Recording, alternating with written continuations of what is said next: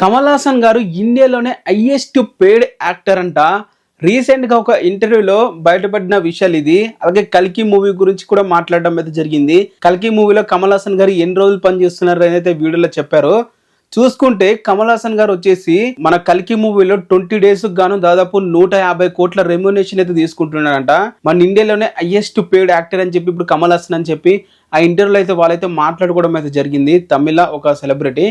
So ఇప్పుడు చూసుకుంటే ఆ ప్రొడ్యూసర్ అయిన అశ్విని దత్ గారి దగ్గరికి కన్ఫర్మ్ చేశారంట.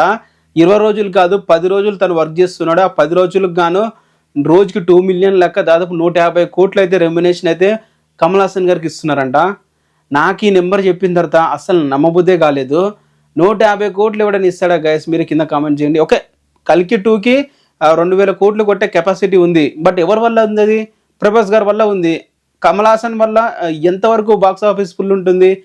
తమిళలో అసలు మూవీనే చూడరు. అసలు ఆ తమిళ మార్కెట్ ఎంత కలర్స్ చేస్తే చెప్పండి. ఒక 100 కోట్ల గ్రాస్ వస్తుందా తమిళ స్టేట్లో?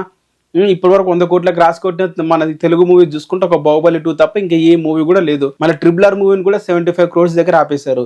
ఈ 150 crores ఒక కమల్ హాసన్ కి 150 కోట్లు ఇచ్చేసి తనని మూవీలో పెట్టుకున్నారంటే నేను నమ్మను. దాదాపు 75 కోట్లు 50 కోట్లు ఇచ్చారంటే నేను నమ్ముతాను.